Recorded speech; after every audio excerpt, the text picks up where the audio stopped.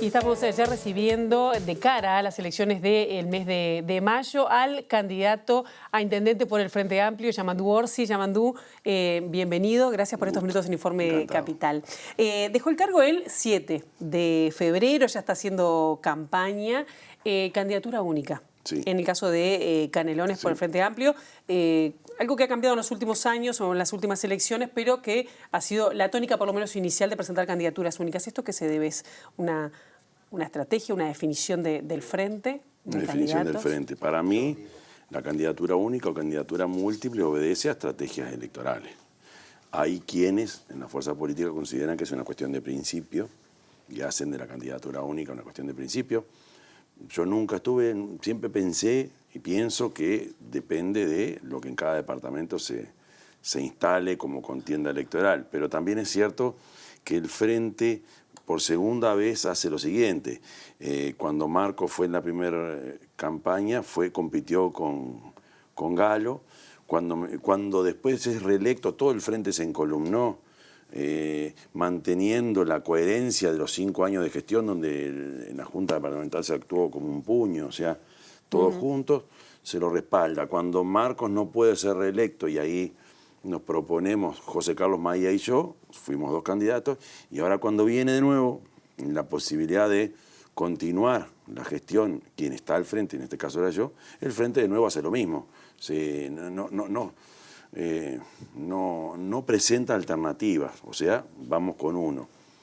Es lo que terminó pasando y tiene que ver con las circunstancias que son bastante más complejas que la decisión que se toma en ese plenario, sino que tiene que ver con un proyecto, con una trayectoria de una fuerza política que o genera alternativa o genera más de una opción o se encolumna. No nos olvidemos que hay... Diferente el caso de Montevideo, que también en el caso de la reelección, en este caso de Martínez, no se encolumnó tras el candidato, más allá que las circunstancias eran diferentes porque había dicho que no estaba, pero yo creo que había una fuerza política que estaba, o partidos que estaban con ciertas diferencias, digamos, ¿no?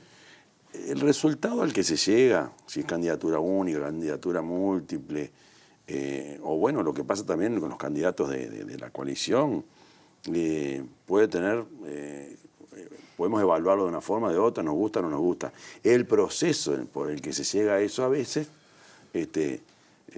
encuentra razones que no estaban previstas. Por ejemplo, creo que haya 3 candidatos en Montevideo obedece también no se sabía muy bien si Daniel desde el principio arrancaba. Yo siempre dije que Daniel tiene que ser propuesto de nuevo porque la gestión para mí fue buena. Y bueno, hoy es una opción, pero también aparecieron 2 nombres que creo que abren el abanico. En las elecciones anteriores Daniel compitió con Lucía Topolansky.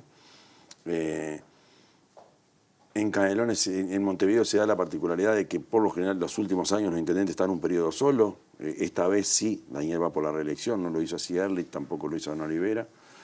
En el interior ya está como instalado eso de que se tiene que estar 2 periodos y se elaboran propuestas un poco para repetir. Y creo que es lógico, ¿no? En un país donde no hay reelección a presidente, sí hay a los intendentes.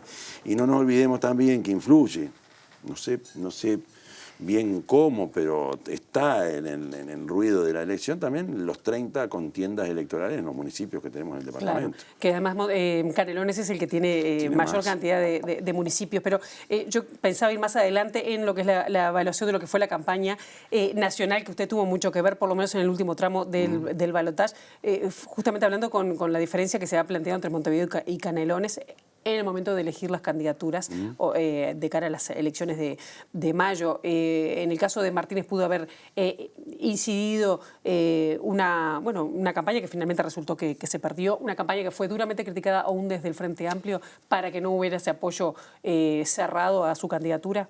Yo creo que cuando tenía buena aprobación, digamos, según decían las encuestas. Puede ser que eso haya influido, pero también con las decisiones que Daniel mismo tomó, que al principio dijo no quiero interferir, no prefiero estar por fuera de esto, y hubo personas y sectores que le fueron a plantear que por favor que volviera. Yo cuando me preguntaron, dije, Daniel tiene que ser candidato seguro. Digo, más allá de que siempre está bueno que aparezcan otros, o no está mal que aparezcan otros. ¿Faltó evaluación del resultado de las elecciones? Hay muchos que dicen que se tiene que hacer después de mayo. ¿No es mejor hacerlo antes de mayo pensando en que están unas elecciones municipales y departamentales? Un proceso electoral termina en mayo. Sería... Claro, pero se puede cambiar cuestiones a mitad de camino si hay evaluaciones. Yo creo que evaluaciones hay siempre y todos hacemos, y cada vez que nos juntamos y cada vez que un actor político del frente es entrevistado por los medios, el tema aparece siempre y ahí aparecen opiniones. Estoy yendo a los comités de base y lo que estamos haciendo es que la gente diga qué les parece que nos está pasando. Está la evaluación. Lo que no, yo no comparto la idea de que en este momento hay que hacer autocrítica, en este no. La autocrítica es una actitud.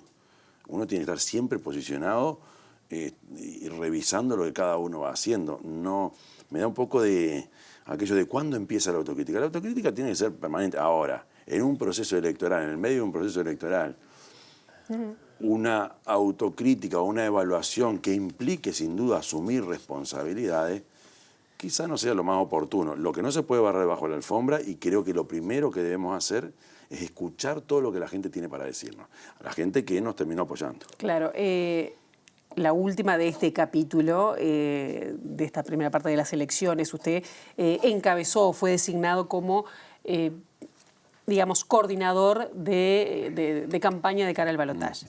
¿Qué le dejó? Fue digo, si bien hubo una mayor votación, finalmente se perdió, pero ¿cómo fue conjugar, digamos, una campaña que venía fuertemente criticada aún desde el Frente Amplio? Sí. Como errática, como, bueno, lo que dijo en el segundo debate que generó críticas también, que importaba más, digo, el que decidía era el candidato no el programa. ¿Cómo fue manejar eso con los medios, con la gente? A ver, es bastante amplia la pregunta. Desde el comando de campaña. Sí. Nunca había estado en una instancia de ese tipo, solo había participado en campañas departamentales, en Canelones. Pertenezco a un sector político donde también he sido propuesto para nivel legislativo, pero nunca en el corazón de una campaña, nada menos que para un balotaje. Por lo tanto, fue todo muy novedoso, mucha adrenalina, porque en 20 días había que resolver el tema. Veníamos muy mal de octubre. ¿La gente lo vio o se manejó como si fuera una intervención de uno de los sectores mayoritarios del Frente Amplio Es un error de interpretación, porque no fue así. Fue una propuesta personal de Daniel hacia mí, y lo dije y lo sigo diciendo, y no tengo... A ver, no hay discusión. Por supuesto, después lo comuniqué a mi sector, concretamente a Mujica. Le dije, mira, Daniel planteó esto, yo acepté, y este fue el grado de consulta. No, si se sigue planteando eso, no hay intervención de ningún tipo, y creo que mi fuerza política o mi sector político demostró en la cancha que hizo actividades por todos lados. ¿Y qué fue lo que complicó, digamos, o lo más difícil que tuvo que sortear como comando? La articulación de las partes. ¿De qué partes? Es decir, siempre en una campaña nacional, la candidatura arma un equipo de cercanía para llevar adelante. Así funcionó siempre, con Tabaré, con Mujica también. Y después existía y existe, obviamente, el Frente Amplio que tiene su propio comando, y a su vez los sectores que hacen su trabajo. Esa articulación que era la tarea, a veces no era fácil, ya que lo que uno tiene que evitar en 20 días, no más que eso, son señales erráticas o señales contradictorias. Entonces, por supuesto, hay gente que se dedica a la publicidad electoral o la campaña mediática, esa es la del mensaje, pero sí, había que evitar mensajes distintos o demasiado diferentes. Y a veces tiene mucho más que ver con lo visual que con el contenido. Bueno, eso fue lo más complejo, me parece, porque no nos olvidemos que veníamos muy golpeados de octubre, ¿no? La señal de octubre fue muy fuerte. Bueno, y si uno compara, se obtuvo el 40%. Y si uno compara octubre con noviembre, también hay otra señal. ¿Qué pasó con toda esa gente que decidió acompañar en noviembre? ¿Por qué no acompañó en octubre? Esa es la lectura que tenemos que hacer, y tenemos que hacerlo con tranquilidad, pero fundamentalmente escuchando, a ver qué nos dice la persona común, el ¿Pecó militante. de soberbia al frente? Sí, claro. Sí. El frente, asumo, pecamos algunos actores de falta de humildad. Sí, yo estoy convencido de que de no eso. escuchar a la gente, Sí. o en qué lo O señalaría. pensar que teníamos la verdad en un puño y de repente hay otras verdades. Yo creo que sí, que eso nos pasó. Pero no es esa la razón fundamental, esa es una. Y eso lo tenemos que corregir permanentemente. Se corre esos riesgos, más cuando uno está al frente de una responsabilidad como el gobierno, ¿no? Si siempre lo hicimos así, ¿por qué vamos a hacerlo distinto? Bien. Ese es un gran peligro que corremos. Bien, y pensando en el gran peligro que corren, está en carrera hacia el segundo periodo en el departamento de Canelones, que no es un departamento más, digamos, por la cantidad de gente que tiene, porque siempre es mirado luego de Montevideo a ver qué vota Canelones, qué gana el país y tal.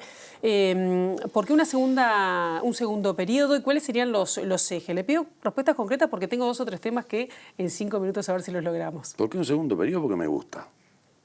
Me gusta la tarea y estoy bastante conforme en cómo mi fuerza política ha trabajado en el departamento para llevar adelante la transformación.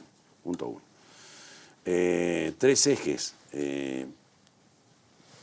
Priorizar o darle mayor peso del que le hemos dado, que ha sido bastante igual, los temas ambientales, o sea que esto llegó con mucha fuerza y se quedó. Atender y fortalecer el rol de garante de la soberanía alimentaria del país. Un departamento con el 25% de la población rural del país está en Canelones y a su vez productor familiar por excelencia.